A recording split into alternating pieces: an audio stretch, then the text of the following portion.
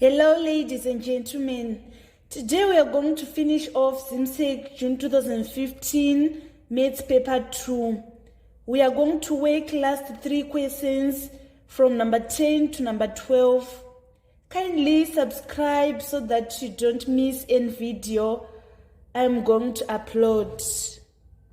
Number 10 was a question on vectors. 10a is reading, the point M has coordinates 7 minus 3 and Rm is equals to 6, 4. Calculate the coordinates of R. To get vector Rm, we say M minus R. We say vector M minus vector R. In this case, we want to find R. Let us make R the subject of the formula. We are going to shift this minus R. It is going to be positive R when it moves to the left side of the equation. And then Rm is going to be minus Rm when it shifts to the right side of the equation. So we are having vector M minus vector Rm is equals to R. Our M, we have 7 and minus 3. Let us write it in column form. It is 7 minus 3. And our Rm is 6, 4. Let us calculate. If we say 7 minus 6, we get 1. Minus 3 minus 4 is equals to minus 7. Therefore, R is equals to 1 minus 7, but we are required to find the coordinates of R. We are going to write this 1 minus 7, which is in column form, to be a coordinate. So it is going to be 1 and minus 7. In part 2, we want to calculate vector MR. We have this vector Rm.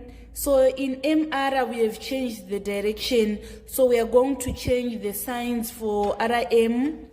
Therefore, our MR is equals to minus 6 minus 4. Another method of working out MR is of saying MR is equals to R minus M. Our R, we obtained our R as 1 minus 7, and our M is 7 and minus 3. So we are going to say 1 minus 7, and we obtain minus 6. Minus 7 minus minus 3 is equals to minus 4. Still, we are obtaining our final answer is minus 6 minus 4. Part B. The diagram is a quadrilateral ORST in which OR is equals to U, OT is equals to 2V, and TS is equals to 2U plus V. Diagonals OS and RT intersect at P. Part 1. Express in terms of U and or V RT. So RT, we want to move from this R to this T. So we are going to say RO plus OT. Note for RO, we have changed the direction. So we are going to have minus U instead of U plus 2V. RT is equals to RO plus OT, which is equals to minus U plus 2V. In number 2, we want to calculate OS. We want to move from this O to this S. We are going to say OT plus TS, which is equals to 2V plus 2U plus V. OS is equals to OT plus TS.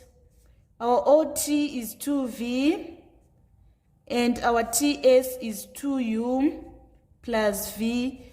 We are going to add the like terms. 2v plus v is equals to 3v plus 2u. That is going to be our final answer on OS.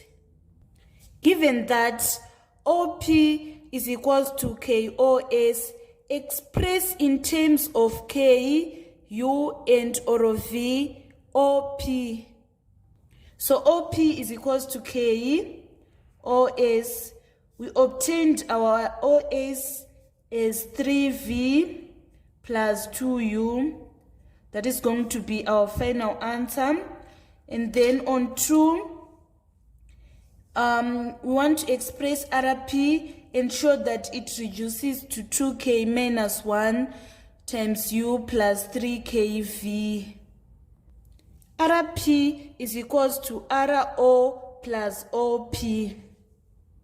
Our RO is minus U, and our OP, we are going to take this expression, which is equals to 3KV plus 2KU. We are going to shift this 2KU so that we have 2KU minus U plus 3KV. We want to factorize these two terms. For these two terms, the highest common factor is U. We are going to factor it out. And we say 2KU divided by U. We remain with 2K.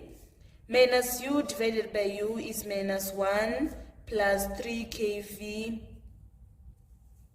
The question is requiring us to show that it reduces to 2K minus 1 times U plus 3KV, which we have managed to show.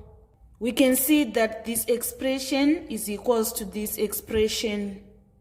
In part 3, given also that RP is equals to H times RT, express RP in terms of H, U, and or V.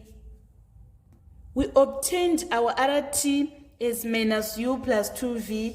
So for this RP, we are going to say H times minus U plus 2V as our final answer. Part 4. Using the results in 2, 2, and 3, calculate the value of H and the value of K. So we are saying that this RP is equals to this RP. Let me write it down.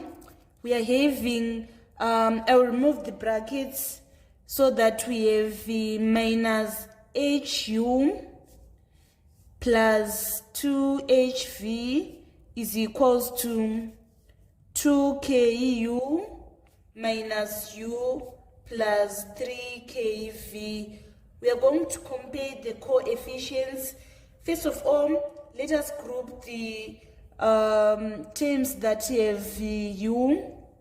We have the minus HU on this left side, and on the right side we have 2KU minus U. We divide all the terms by U so that we are going to eliminate U. We are going to have minus H is equals to 2K minus 1. So if we shift this minus H to this side, it is going to be positive H, and this minus 1 is going to be positive 1 minus 2K. This is our equation 1. And equation 2, we are going to take the terms with the coefficient of V. We have V 2HV is equals to 3KV. We are going to divide all the terms by V so that we remain with 2H is equals to 3K. Let us divide all the terms by 2.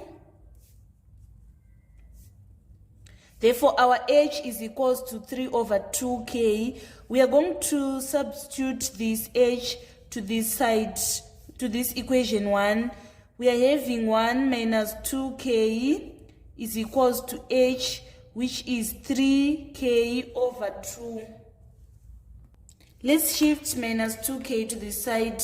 We are going to have 1 is equals to 3 over 2 plus 2, and we obtain our answer as 7 over 2.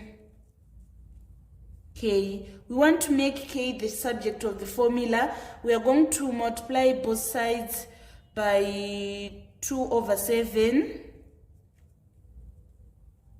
so that we are going to remain with k as the subject of the formula. Therefore, k is equals to 1 times 2 over 7, which is 2 over 7. We are going to substitute this k into the equation 2. In equation 2, we are saying h is equals to 3 over 2k, and our k is 2 over 7. So we are saying 3 over 2 times 2 over 7. 2 into 2, 1, 2 into 2, 1. We are going to remain with 3 over 7 as our h. Therefore, k is equals to 2 over 7 and h is equals to 3 over 7. This was the complete solution for our question on vectors. We now need to move on to number 11. Number 11a, solve the simultaneous equations 3x minus 2y is equals to 8, 5x minus 4y is equals to 12. We are going to solve these simultaneous equations using elimination method. We are going to eliminate y. So to eliminate y, we need to multiply the first equation by 2 and the second equation by 1. 2 times 3x is 6x. 2 times minus 2y is minus 4y. 2 times 8 is equals to 16. 1 times 5x is 5x. 1 times minus 4y is minus 4y. 1 times 12 is equals to 12. So to eliminate y, we need a negative sign so that we say minus 4y minus minus 4y to get 0. 6x minus 5x is equals to x. Minus 4y plus 4y is 0. 16 minus 12 is equals to 4. Therefore, x is equals to 4. We want to substitute this x is equals to 4 into the second equation. So we are saying 5x minus 4y is equals to 12. 5 times 4 minus 4y is equals to 12. 5 times 4 is equals to 20. We shift this 12, it is going to be minus 12, and this minus 4y is going to be positive 4y. 20 minus 12 is equals to 8, and we divide both sides by 4 so that our y is equals to 2. Therefore, x is equals to 4 and y is equals to 2.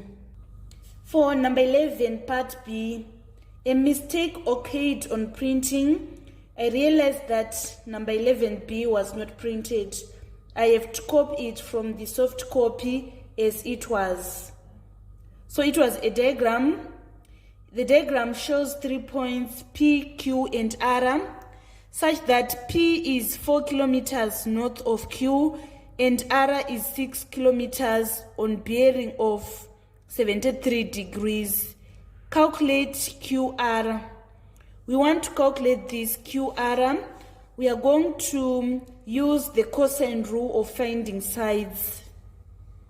Let us position the small letters on our diagram. We have this Q. Our small letter Q is going to be here.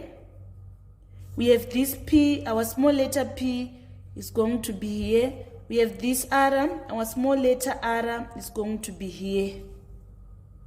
We are going to say P squared is equals to R squared plus Q squared minus 2RQ cos P. Our R is 4. So we're going to say 4 squared, and our Q is 6.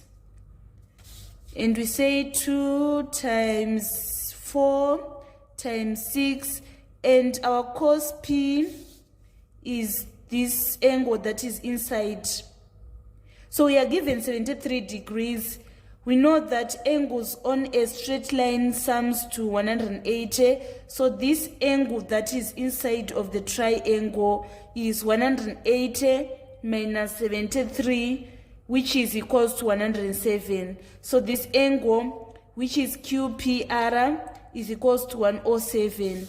We are going to say 107 here. Let us punch on the calculator.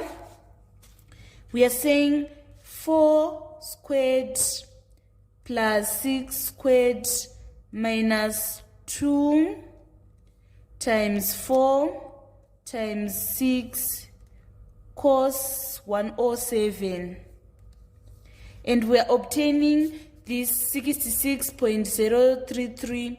Before removing this answer, we punch this square root sign, so that we are going to have our P is 8.126.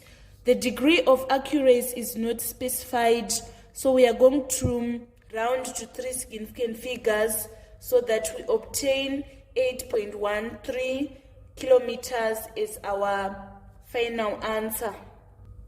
P is equals to 8.13 kilometers, and our P is QR, so we are going to write QR is equals to 8.13 kilometers. Don't forget to put the units.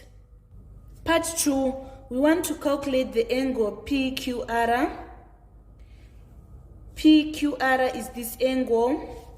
We are going to calculate it by using the cosine rule of finding angles.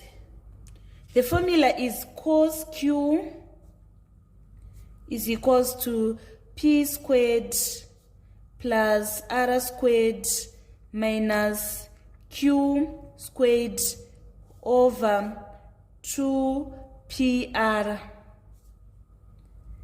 Our P, we obtained our P is 8.13, so we're going to say 8.13 squared plus R squared. Our R is 4, so we're going to write 4 squared minus our Q. Q is 6, so we write 6 squared over 2 times 8.13 times 4. Let us punch on the calculator. We are saying 8.13 squared plus 4 squared minus 6 squared divided by 2 times 8.13 times 4. Sorry, let me punch again. I think I made a mistake. We are saying 8.13 squared plus 4 squared minus 6 squared divided by, we put a bracket, 2 times 8.13 times 4. We are obtaining 0.708746,925, and to get Q, we are going to say cos inverse of this answer we obtained. So let us punch cos inverse. We are going to say second function cos, and we get our degree is 44.866. We need to round it to 3 significant figures. It is going to be 44.9. Finally, we want to calculate the bearing of R from Q to the nearest degree. The bearing of R from Q, it is this angle. We have obtained our angle as 44.9, and in this question we are required to express to the nearest degrees. So we are going to say 44.9 to the nearest degree, it is going to be 45 degrees. Bearing is expressed in three figures, so we are going to write 045 degrees. This was a complete solution for number 11. Let us move on to the final question, which is number 12. Number 12 was a question on statistics. The table below shows the distribution of mathematics marks for 500 students in an examination.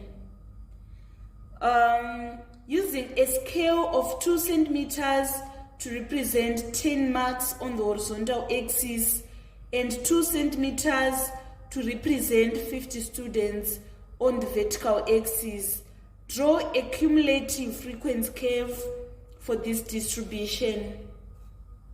I've drawn the scale of the graph. Make sure that you use the scale that is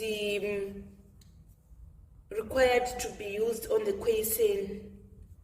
So 2 centimeters is representing 10 marks in the horizontal axis, and 2 centimeters is representing 50 students on the vertical axis. So less than 10 is in line with 10. So we have 10 here, and 10, we plot a point. And then less than 20 is in line with 50. 20 and 50, it is this point. Next, we want to plot less than 30 is in line with 1/5. Less than 30 is in line with 1/5. Our 1/5 is this point, and our 30 is this point. So we are going to plot a point here. Next, we want to plot less than 40 is in line with 245. 40 and 245, it is this point. Next, we want to plot less than 50 is in line with 325. So 50 and 325, it is this point. Next, we want to plot less than 60 is in line with 400. 60 and 400, it is this point. Next, we want to plot 70 is in line with 465. 70 and 465 is this point. Next, we want to plot 80 and 490. 80 and 490 is this point. Next, we want to plot 90 and 495. 90 and 495 is this point. And finally, we have 100 and 500, which is this point. Now I'm going to join all these points. I'm going to draw a smooth curve that is going to join all these points to come up with a cumulative frequency curve. I have joined all the points to come up with a frequency cumulative curve, which you are seeing below. By drawing this cumulative frequency curve, you obtain your first 4 marks. Next, you want to use the graph to find the median mark. The median is at the center of the distribution. We have 500 students, and the middle of the 500, the center of 500 is going to be 250. So we are going to link 250 to the frequency cumulative graph. So we draw a line from 250 till it touches the cumulative frequency curve.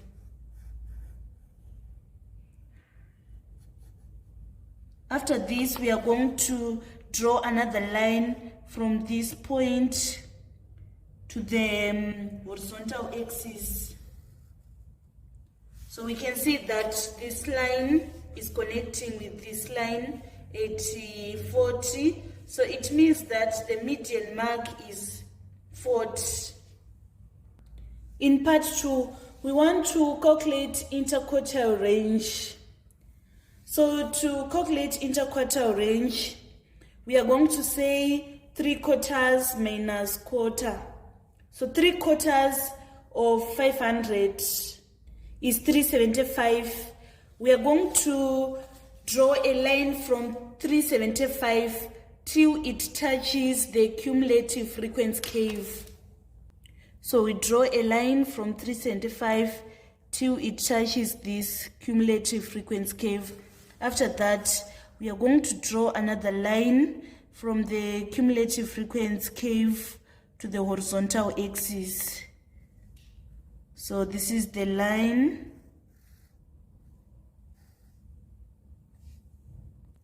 So we can see that this is 58. So we write our 58. We now want to find the quarter. The quarter of 3/5, we say 1/4 times 500, sorry. We get 125. So we need to draw a line from 125 till it touches the frequency cumulative curve. So 125 is this line. I'm going to draw a line from 125 till it touches the cumulative frequency curve. And from that, I'm going to draw another line till it touches the horizontal axis. We are obtaining 28. So we are going to say 58 minus 28.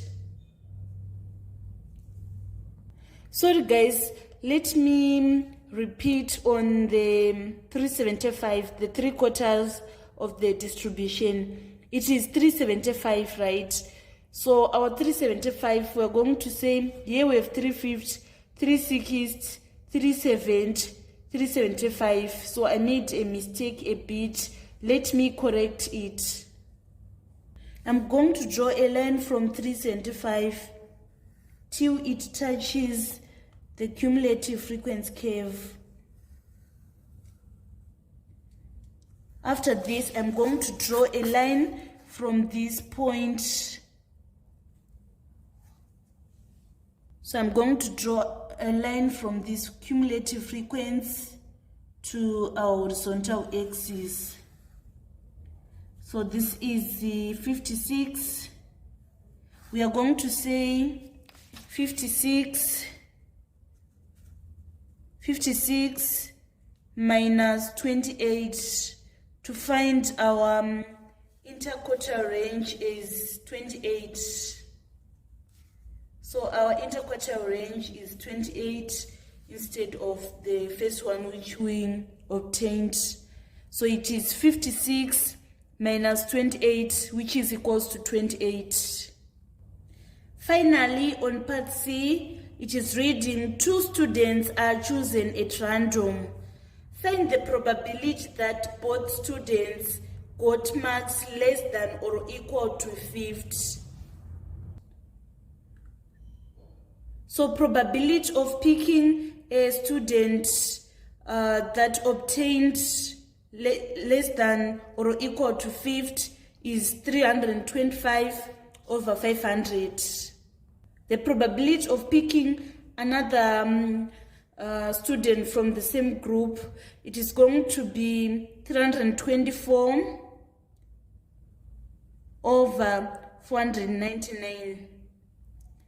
So we are going to say 325 over 500 times 324 over 499, and we obtain our final answer is 0.422.